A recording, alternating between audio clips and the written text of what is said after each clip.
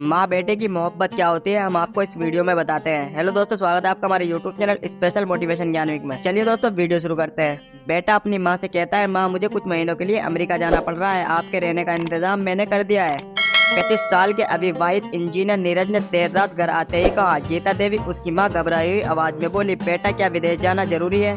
क्या कोई और तरीका नहीं? माँ मुझे एक महत्वपूर्ण प्रोजेक्ट पर काम करना है, वैसे भी कुछ ही महीनों की बात है, नीरज ने कहा।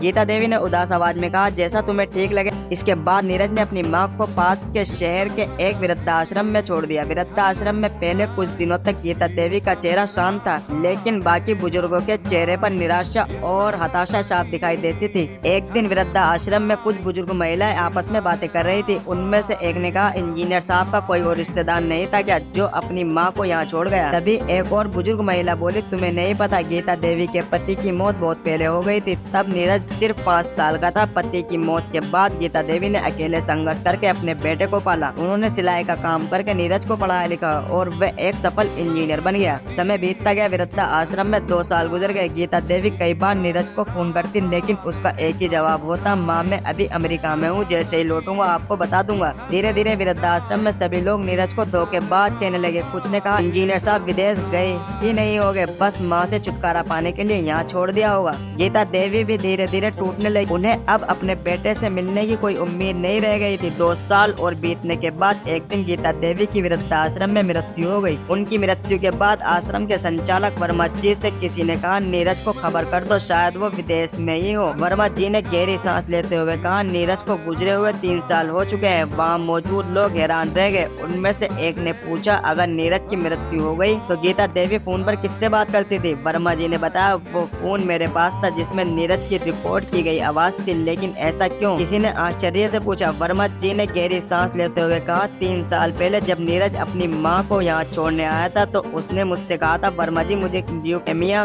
ब्लड कैंसर है और मैं जानता हूँ कि मेरी अंतिम अवस्था में बहुत पीड़ा होगी। माँ को मेरी ये तकलीफ देखनी पड़ेगी और वे इस दर्द को सहन नहीं कर पाएगी। मैं चाहता हूँ कि माँ को इस दर्द से बचा सकूँ। मेरे मरने के बाद जो कुछ भी मेरे पास है वे सब वृद्धाश्रम को दान कर दूंगा। यह सुनकर वहाँ मौजूद सभी की आंखों में आंसू आ गए। गीता देवी का अंतिम संस्कार आश्रम के एक हिस्से में किया गया। उनके अंतिम संस्कार में आश्रम के सभी बुजुर्गों के परिवार वाले भी शामिल हुए। इस घटना का असर ऐसा हुआ कि कुछ बेटे अपने बुजुर्ग माता पिता को वृद्धा आश्रम से वापस अपने घर ले गए। इस कहानी की सीख हमें ये सिखाती है, ये कहानी माँ बेटे के अटूट प्यार की है, जो हर रिश्ते को उसकी वास्तविकता में देखने की प्रेरणा देती है। माता पिता को उनकी संतान के साथ सच्चे सम्मान और प्यार के साथ रहने का हक होता है। अपनी माँ के लिए एक लाइक तो बनता है। उम्मीद है दोस्तों ये वीडियो आपको जरूर पसंद आएगी। मिलते हैं दोस्तों अगली वीडियो में न्यू टॉपिक के साथ। जय हिंद।